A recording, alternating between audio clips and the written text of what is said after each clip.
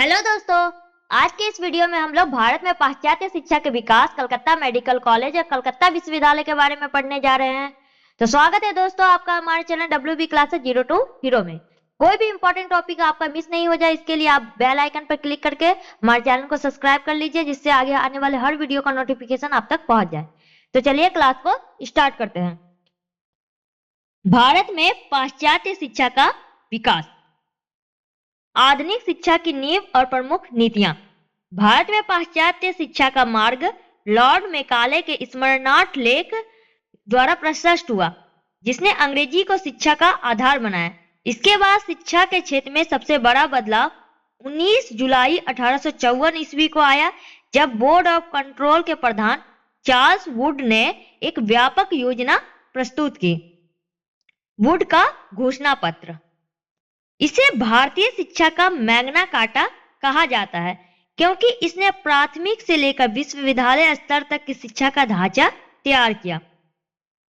इसके पश्चात शिक्षा के विस्तार के लिए Hunter commission, Raleigh commission, Sadler commission और सर्जेंट योजना जैसे प्रयास किए गए। डेविड हेयर का योगदान। डेविड हेयर एक घड़ीसाज थे, लेकिन भारत में शिक्षा के प्रसार में उनका योगदान किसी भी महान शिक्षाविद से कम नहीं है। उनका मानना था कि देश की उन्नति के लिए अंग्रेजी शिक्षा सबसे बड़ी आवश्यकता है। राजा राम मोहन राय और बाबू बुद्धिनाथ मुखर्जी के सहयोग से उन्होंने 1817 ईस्वी में हिंदू कॉलेज की स्थापना की, जिसे आज हम लोग प्रेसिडेंसी विश्वविद्यालय के नाम से जानते हैं।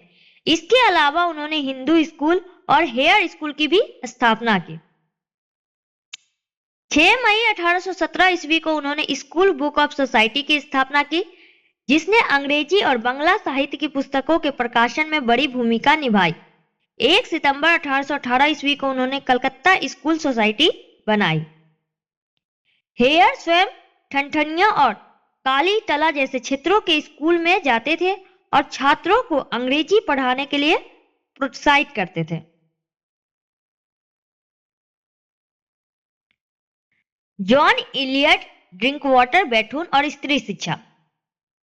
JED बैठून गवर्नर जनरल की परिषद के कानूनी सदस्य थे, जिन्होंने अपना पूरा जीवन और संपत्ति भारत में स्त्री शिक्षा के लिए समर्पित कर दी। बैठून स्कूल की स्थापना 1849 ईस्वी में उन्होंने दक्षिणा रंजन मुखर्जी और ईश्वरचंद विद्यासागर जैसे महान समाज सुधारकों के सहयोग से सेकुलर नेटिव फीमेल स्कूल की स्थापना की। 1862 से 63 ईस्वी में इसका नाम बदलकर बैठून स्कूल कर दिया गया। सामाजिक प्रभाव। यह किसी अंग्रेज अधिकारी द्वारा स्त्री शिक्षा के क्षेत्र में किया गया पहला सराहनीय प्रयास था। बैठून ने कलकत्ता पब्लिक लाइब्रेरी के विकास में भी योगदान दिया और पंडित गौर मंडल विद्यालंकर की सहायता से स्त्री शिक्षा पर लेख प्रकाशित करवाए। बाद में यही स्कूल बैठून कॉलेज बना, जो बंगाल में महिला सशक्तिकरण का केंद्र रहा। कलकत्ता मेडिकल कॉलेज और चिकित्सा विज्ञान का विकास। चिकित्सा शिक्षा में एक नई शुरुआत। भारत में आधुनिक चिकित्सा पद्धति एलोपैथी की नींव रखने का श्रेय लॉर्ड विलियम बेंटिंक को जाता है। उनके विशेष प्रयासों से 1835 ईस्वी में कलकत्ता मेडिकल कॉलेज की स्थापना हुई। यह संस्थान न केवल भारत बल्कि एशिया में आधुनिक चिकित्सा शिक्षा के सबसे पुराने केंद्रों में से एक है। इसके बाद देश के अन्य हिस्से में भी मेडिकल कॉलेज खुले, जैसे बंबई में 1845 ईस्वी में, अजमेर में 1847 ईस्वी में, पंजाब में 1860 ईस्वी में और जयपुर में 1861 ईस्वी में सवाई मानसिंह मेडिकल कॉलेज की शुरुआत हुई। वैज्ञानिक संस्थानों की स्थापना। आधुनिक विज्ञान के विकास के लिए केवल कॉलेज ही नहीं बल्कि शोध संस्थानों की भी आवश्यकता थी। इसकी शुरुआत 1784 ईस्वी में स्थापित एशियाटिक सोसाइटी से हुई, जिसने वैज्ञानिक गतिविधियों को अपने अध्ययन का केंद्र बनाया। इसके बाद कई महत्वपूर्ण संस्थाएं अस्तित्व में आई, जैसे agriculture horticulture society of India 1817 ईस्वी में कृषि के विकास के लिए, Calcutta medical and physical society 1828 ईस्वी में चिकित्सा अनुसंधान के लिए, जीवाणु विज्ञान प्रयोगशाला 19वीं सदी के अंत में बंबई, मद्रास, कुन्नूर और कसौली में जीवाणु विज्ञान की जांच के लिए लैब बनाई गई। तकनीकी और कृषि शिक्षा का विस्तार। वैज्ञानिक प्रगति के साथ साथ इंजीनियरिंग और कृषि के क्षेत्र में भी बड़े कदम उठाए गए। इंजीनियरिंग कॉलेज 1847 ईस्वी में रुड़की में थॉमसन इंजीनियरिंग कॉलेज की स्थापना की गई। इसके बाद शिवपुर, बंगाल, पुणे और मद्रास में भी इंजीनियरिंग कॉलेज खोले गए।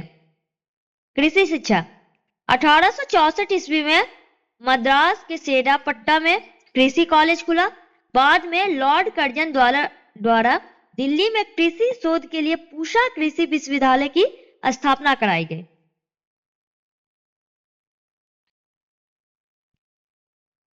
बीसवीं शताब्दी में विज्ञान का उत्थान।